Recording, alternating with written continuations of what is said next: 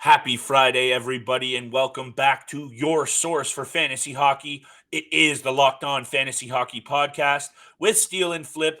Thank you for being here for today's episode. We are going to get to this money, even though there's only one game on tonight's board. We're also taking a look at some major injury news and the hottest position on your squad. It is in the blue paint. Let's get to this goaltender talk. You're Locked On Fantasy Hockey, your daily podcast on fantasy hockey. Part of the Locked On Podcast Network, your team every day.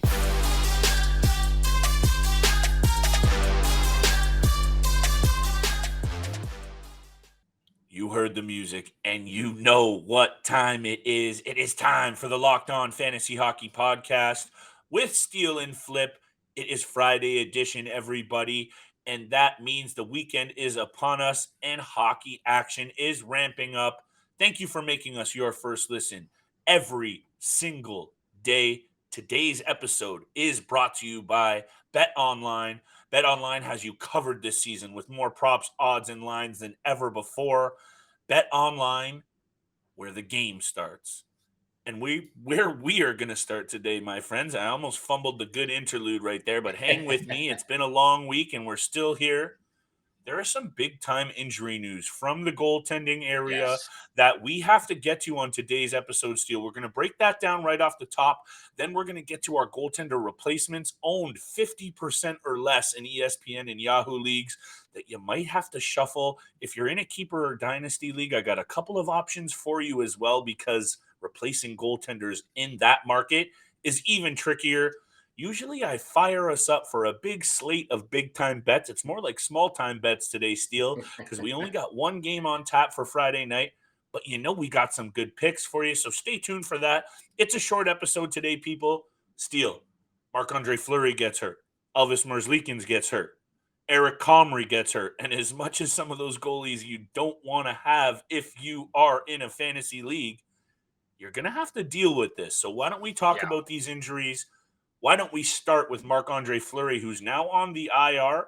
Philip Gustafson's going to get a look here, my friend. Let's talk about it, because we know this goaltender has been fairly solid with his longevity over his career.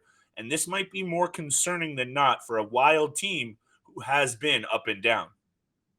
Yeah, it is detrimental to a lot of fantasy owners out there, especially myself, since I have Marc-Andre Fleury on my team. Already come out with the news that he is out for at least 1 week minimum. And like you said, the longevity of this guy being able to stay healthy for the most part of his career, it does bring up some big concern, especially for the long term down the road a little bit. But out at least 1 week minimum. I already made the decision to go out there. I ended up picking up Jonas Korpisalo as well, because like you said, Elvis Merzlikins is out for the Columbus Blue Jackets. Yes. So I could have gone the route of taking Philip Gustafson as well. He is a pretty decent backup goaltender but with the way the Wild have kind of been struggling offensively, haven't been winning games over the last couple 3 or 4 stretch. So it's been a little tough. I went the opposite route with a guy who stats are pretty good so far, 9-10 save percentage. The goals against average is up there. But yeah, with Marc-Andre Fleury out for the next week minimum, it's a tough blow in the blue paint for anyone out there who owns him. This is an interesting situation, Steele, because obviously Marc-Andre Fleury is owned in most formats. I also have him in a keeper dynasty format. He has been so good over his career. And when I say, the good longevity, he's dealt with his injuries. That is for sure. But when he goes out, it seems to be a real injury. It seems to be something that's actually significant. And that's why I mean longevity, because I feel he plays through a lot of those little minor ailments. And this season, he has had his up and downs, but he was starting to figure it out a little bit. 6-4-1, 2.80 goals against, and a .906 save percentage, and 1 shutout in 12 starts this season. This is an issue. This is an issue for fantasy GMs, especially in those dynasty formats. We're going to talk about some replacements coming up, like I said. But in terms of these injuries just off the bat, Steele, the Minnesota Wild can't afford any more, streakiness. They were off to a rough start. They need to get these wins. And in terms of the Columbus Blue Jackets, I'm not going to say their season is done. It's not the same situation in Minnesota. That's clear. They're just such a bad start for this Blue Jackets team. This is another hard hand to be dealt. Yeah, Merzlikins this season, I love that you pick up Korpisalo because I really do think they don't care in Columbus who's going to be the guy this season. exactly. 5-0 for Merzlikins. I think this is actually a huge opportunity for Korpisalo. So I'm glad that you jumped on that. And I want to talk about this Buffalo situation in a sec, but is there any other takes you have for what we're seeing so far from Columbus and Minnesota overall? Well, for me, I think honestly, I know it is early on in the season, still only 15 games played for Columbus, but I do think their season is over. They're dealing with too many different situations going on right now, especially now, like you mentioned, Elvis Merzlikins being out. I don't think they do care who's in the crease because I really do like both of those goalies, but with Zach Werenski out for the entire season now, Jakub Voracek's been out for pretty much the entire season as well. Patrick Laine's out for another 3 to 4 weeks. Johnny Gaudreau just hasn't been that same Johnny Gaudreau when he was with the Calgary Flames. So I think there's just a bunch of different variations moving right now for the Columbus Blue Jackets. And I'm going to say it right now. I think their season's over. Like it doesn't look like they're going to pick it up. And for the Minnesota Wild, I think it's a little like, we don't want to say that they should, we don't want to think that they're going to go on a streaky lose streak moving forward without Marc-Andre Fleury. But even if they were, I don't think it's necessarily going to move them out of position. They're in fourth in the Central Division right now, just 1 point back of the Avalanche. There's a couple of teams up there that we're surprised at, the Winnipeg Jets and the Dallas Stars. So who knows what's going to happen for them moving forward as well. But a little bit of different situations for the Minnesota Wild and Columbus Blue Jackets. Most definitely. And also, if we remember the trade in the offseason between the Minnesota Wild and the Ottawa Senators sent a very good goaltending prospect in Philip Gustafsson for Cam Talbot for this very reason. They thought that they can bank on this player in this situation. Let's see what happens because he's going to get the run out. You're going to have to take a look at him. That's for sure. He is going to get a look. They call up Zane McIntyre from Iowa of the AHL. We're not going to go that far down the hole. I'm not telling you to pick up the Zane McIntyres of the world, but we will tell you who to pick up. And I will talk about the Buffalo Sabres situation right after the break, Steele. But we got to pay these bills, baby. And we have to continue to talk about our friends at betonline.net. Because today's episode is brought to you by betonline.net, your number one source for sports betting info, stats, news, and analysis for all of your sports. Get the latest odds and trends for every single professional and amateur league out there. From football to basketball to soccer and esports, they have you covered at betonline.net. And if you love sports podcasts just like you love this one, you can find those all at BetOnline as well. They are the fastest and easiest way for you to get your betting fix. Head to the website today, just like Steele and I, or use your mobile device to learn more. BetOnline, where the game starts. Thank you so much for making the Locked On Fantasy Hockey Podcast your first listen every single day. For your next listen, please check out Locked On Sports Today Podcast, the biggest stories of the day, instant reactions, big game recaps, and the take of the day, available on the Odyssey app, YouTube, and wherever you get your podcasts. Flip, we talked a little bit about the goalie injuries. Let's move forward talking about some of the goalie replacements. I've got 5 goalies on my list right now. It gets lower and lower owned rostered wise. I know you have a couple of them on your list as well, but like I mentioned, I'll start off with a guy we already talked about so I could make this really, really quick. And that's Jonas Korpisalo of the Columbus Blue Jackets, owned at 9% on Yahoo, 1.5% on ESPN. So he's definitely out there if you really need a goalie start or if you need a goalie right now. A 9-10 save percentage. The goals against average isn't good. I don't necessarily put all the fault or responsibility on Korpisalo because the team has just not been great whatsoever. 3.69 goals against average is not great, but nonetheless, Merzlikins is out. Korpisalo is in. If you need a goalie right now, that's one I'd be looking towards. And I mentioned what you have to do with your situation. If you've lost one of these guys in a keeper or dynasty league, you're going to have to get creative. And that is one of those names that you can get creative with. It's not going to be pretty, especially if Marc-Andre Fleury is on the shelf for any kind of prolonged time. But at this point in the fantasy season, and I know I might be sounding like I'm a little bit over the top, you can't afford to separate yourself from the pack at all. I'm already seeing it in a couple of my leagues. And if you get behind the eight ball even 1 or 2 more weeks, and goaltending can do that for you, it's going to be very hard to get back over that hump when there's even more injuries piling up to your roster, which, trust me, they are going to happen as this NHL season gets moved forward. NHL bodies get piled up still. We know this. So you have to make sure that you're doing something. I like that addition. You're going to have to go to Korpisalo.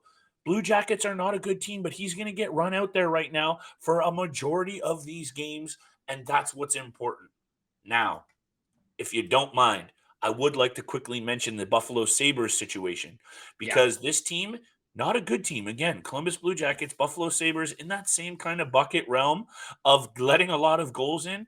But if you're in keeper and deeper formats, you're going to need to take a flyer on some of these guys to fill a hole because, and you know this, Steele, this is the NHL. These teams might be at the bottom tier, but they can go on heaters, they can go on runs, and you're going to have to get lucky. So the Buffalo Sabres have Eric Comrie, Rasmus Dahlin checks another forward. I forget who it was, right into Eric Comrie. Matthew Joseph. I was watching the game. That's just a bad play by Dahlin right in front of his net. Lazy. I know he's going hard. It's a little lazy, but I understand what he's trying to do. He's trying to get Joseph out of there, but you hit him right into your goalie and he gets injured. So exactly. Not much blame to put except for on yourself.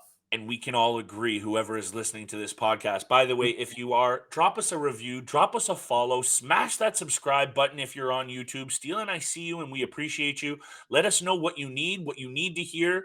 We are here for you, people, so we are continuing to try to get better. But the Buffalo Sabres' weakness is in the blue paint. And now Eric Comrie, I know he hasn't been very good, but now he's out, and Craig Anderson's the only option. You have to take a look at their AHL goalie, and I'm going to butcher this name, Ukko-Pekka Luukkonen, whatever it is, he's been recalled from the AHL, and Buffalo Sabres fans have been clamoring for this guy for the last year. He's been playing with the Rochester Americans this year, and he has a .941 save percentage over his last 5 games, and he's starting to look pretty good. Deep formats, people. I'm not telling you to go out there if you're in a 9, 10, 11-person league, but if you're in a keeper dynasty, go add this guy right now because he might be getting a serious look over the course of this season. I hope you're okay with me naming off one more player, Steele, before I throw it back to you because obviously I'm heated, but that Buffalo Sabres situation is one you have to keep your eye on.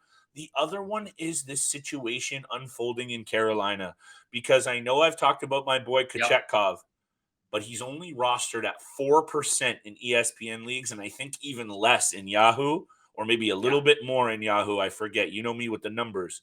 But let's just say even one of the goalies in Carolina continues to deal with injury. Rob Brindamore and all of the brass in Carolina are very high on this kid, and he's looked really good. I know that the shutout was just against the Chicago Blackhawks, but if you're looking for some depth, this is a player you need to go out and add again, most definitely if you're in a keeper or dynasty league. Yeah, I think he will be the future for the Carolina Hurricanes in between the pipes. But I also have Antti Raanta on my list here as well. Owned at 44% on Yahoo, 14.2%.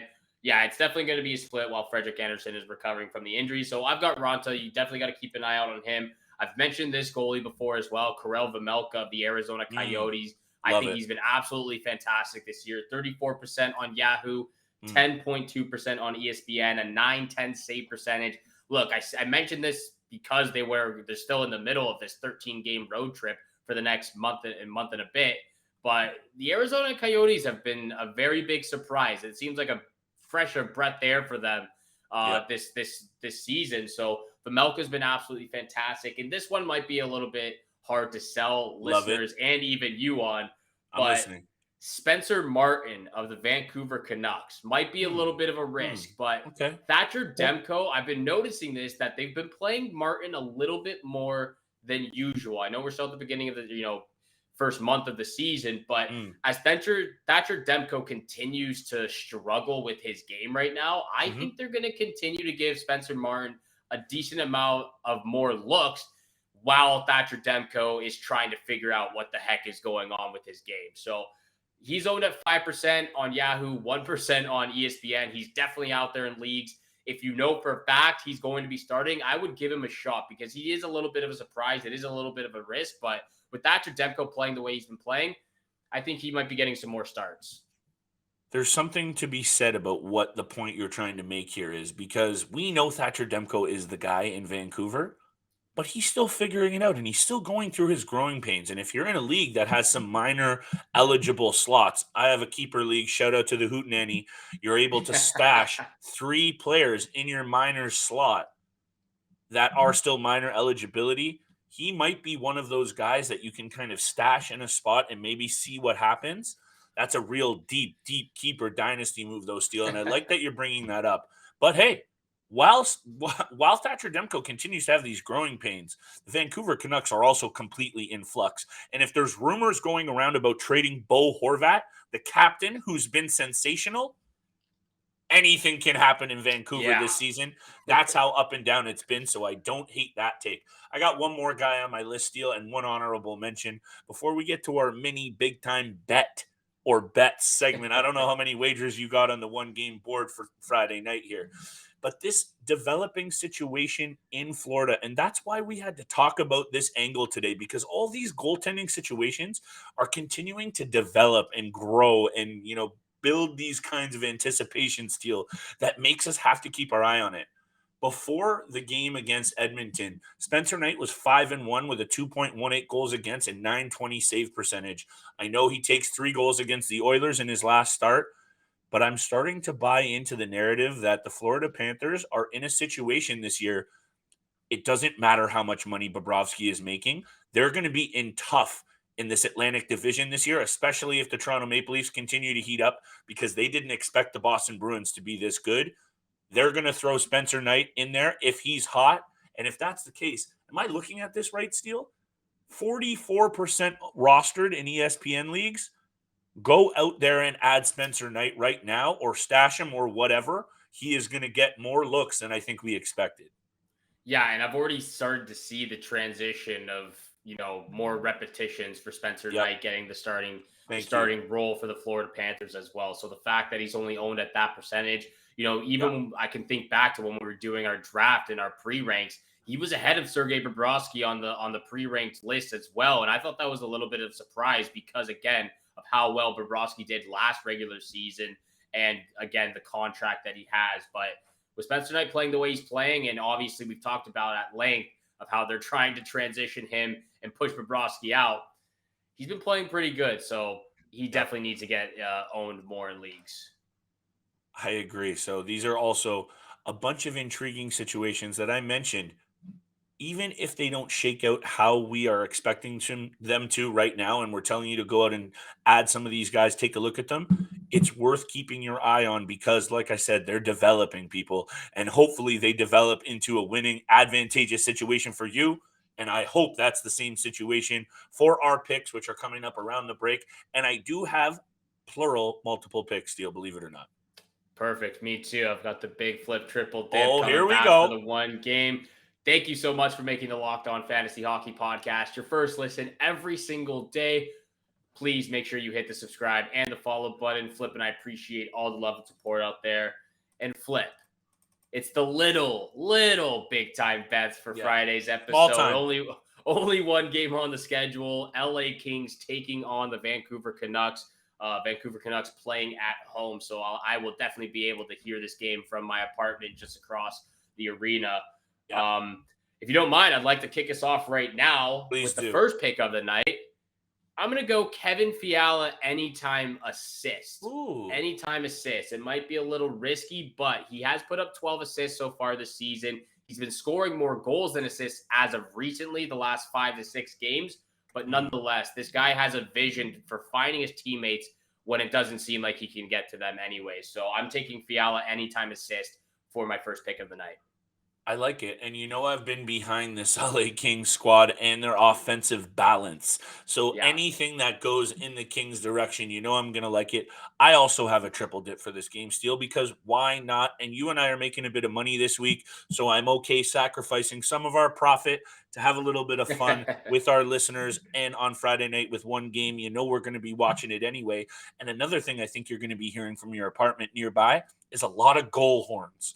I think this Yes. game goes over the number. It's sitting at 6.5, Steele. John Quick should be in the cage because Cal Pedersen played Thursday night. So this should be John Quick's cage. Not Thursday night, Wednesday night. Anyway, it should be John Quick's cage. That's what's proposed. He's given up some crooked result games, including his last start, which was 6 goals against the Calgary Flames. I could see this being a 4-3 Kings, 5-3 Kings, high-scoring game. If there's one thing we can say about the Vancouver Canucks, it's that they're scoring goals and finding all kinds of ways to blow leads, multiple goal leads. So what does that mean, Steele? Give me the over 6.5. That's my first pick of the night. Look, as we talk about Thatcher Demko struggling to find his game right now, I think it's a pretty good bet to pick the over 6.5 as well. My second pick of the night, I'm going back to the bread and butter, back to the the guy who's been doing it all for the Vancouver Canucks, Bo Horvat, anytime point. I might even go as far as over 1.5 points if that's the option on the bet as well. So as of right now, Horvat, anytime point. That is my second pick of the night. That is probably the safest bet that you could throw out there, given how hot Bo Horvat has been, which is why I find it kind of comical. And might be very indicative of this Vancouver Canucks season, is how good he's playing. They're talking about trading him. I also read an article today, and I'm not making this up, people, that the ideal landing spot for Bo Horvat was Columbus. So if the Vancouver can, and I'll find it, I'm not even joking. This was on a very reliable source. Enticing. Oh my goodness. If that ends up going on, the people in the front office, in the Vancouver front office, need to give their head a shake. Now, we're talking about hot players. You mentioned the hottest on the Vancouver Canucks. I got to ride with the hottest on the LA Kings in Trevor Moore, who just came off, I believe, his first hat trick of his career. He's on a heater, Steele, 5 points in his last 4 games. Great start to the season. We know the chemistry he's had on that second line with Philip Deneau and Victor Arvidsson. He's continued to have it. 5 goals, 10 assists in 15 games. Playing a lot more ice time. Yeah. His career average, 14 minutes. He's up to almost 19 minutes a game. And you know how much I love that time on ice stat as an indicative character to how good they're playing. So give me the Trevor Moore anytime point. I might need to lay a little bit more juice because of how hot he's been over the last couple of games, but I'm totally fine with that. He's feeling it. Trevor Moore, anytime point. That's my second pick. And very quickly, I'll just ream it off. Lock of the night, Kings on the money line. Kings are 5-1 in their last 6. I know the Canucks have also been going back and forth, but I'm feeling the Kings on the money line here. They won for me the other night. I'm going to take them again. That's my lock of the night. What did you tell me before we hopped on here to record? You said something about the Vancouver Canucks record against the Kings. What are they, 7-1 or something like that, or 1-7? I said I'm going to throw the recency bias out the window. And yes, so I assume you're going with the Canucks because, and I'll read it out to be honest, 1-7 in their last 8 games against the Canucks overall. Okay, so the Canucks are 7-1 against the LA Kings. Yeah, 7-1 you got the math right on that one, brother. I got the math right there. All right, so that's funny. I didn't even know that before we hopped on here. And you're taking the Canucks. I can tell you're smiling way too much. I have the Canucks money line lock of the night at plus 105 right now. We're due for another side bet.